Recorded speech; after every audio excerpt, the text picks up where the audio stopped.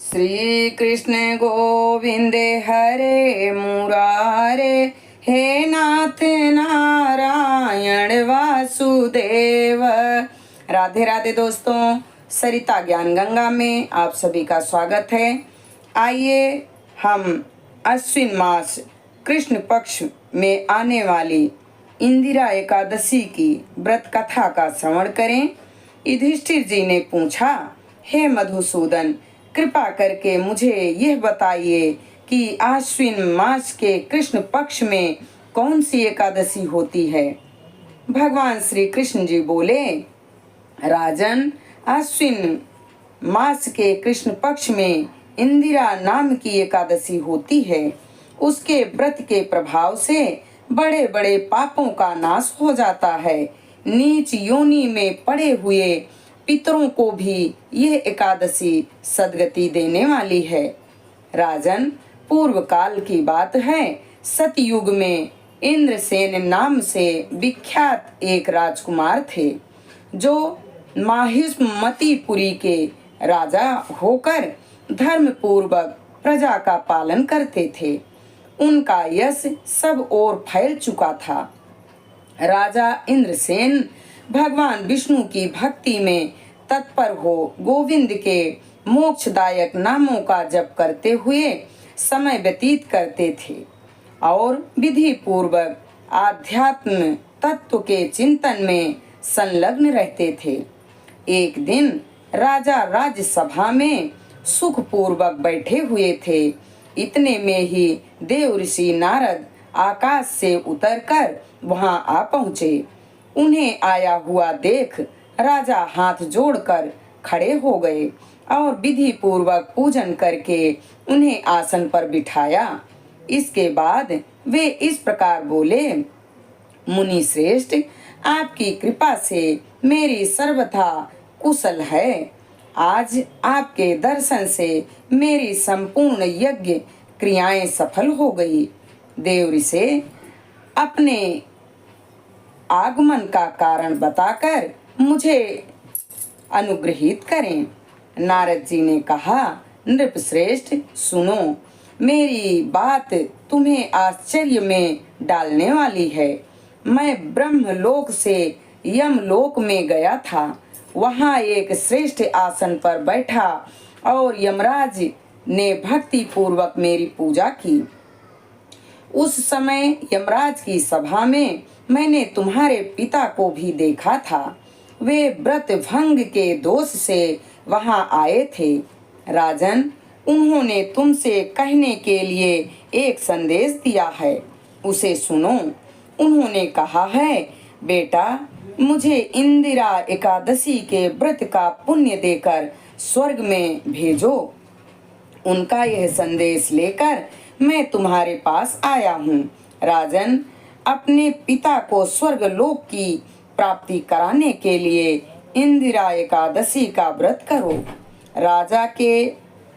राजा ने पूछा, भगवान, कृपा करके इंदिरा एकादशी का व्रत बताइए।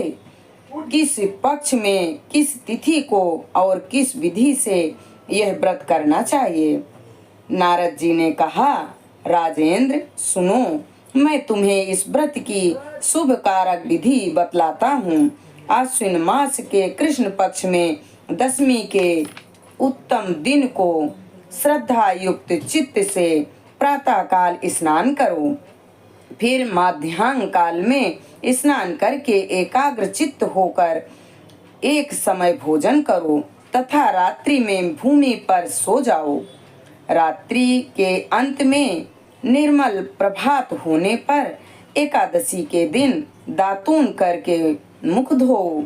इसके बाद भक्ति भाव से निम्नलिखित मंत्र पढ़ते हुए उपवास का नियम ग्रहण करो। कमल नयन भगवान नारायण, आज मैं सब भोगों से अलग हो निराहार रहकर कल भोजन करूंगा। अच्युत, आप मुझे शरण दें। इस प्रकार नियम करके मध्याह्न काल में पितरों की प्रसन्नता के लिए शालिग्राम शिला के सन्मुख विधि पूर्वक श्राद्ध करो। तथा दक्षिणा से ब्राह्मणों का सत्कार करके उन्हें भोजन कराओ। पितरों को दिए हुए अन्नमय पिंड को सूंघ कर गाय को खिला दो। फिर धूप और गंध आदि से भगवान ऋषिकेश का पूजन करके रात्रि में उनके समीप जागरण करो। तत्पश्चात सवेरा होने पर द्वादशी के दिन पुनः भक्ति पूर्वक श्री हरि की पूजा करो। उसके बाद ब्राह्मणों को भोजन कराकर भाई बंधु नाती और पुत्र आदि के साथ स्वयं मौन होकर भोजन करो। राजन, इस विधि से आलस्य रहित होकर यह व्रत करो। इससे तुम्हारे पितर भगवान विष्णु के वैकुंठ धाम में चले जाएंगे। भगवान श्री कृष्ण जी कहते हैं, राजन, राजा इंद्रसेन से ऐसा कहकर देव ऋषि नारद अंतर्ध्यान हो गए। राजा ने उनकी बताई हुई विधि से अंतःपुर की रानियों, पुत्रों और भृत्यों सहित उस उत्तम व्रत का अनुष्ठान किया। कुंती नंदन, व्रत पूर्ण होने पर आकाश से पुष्पों की वर्षा होने लगी।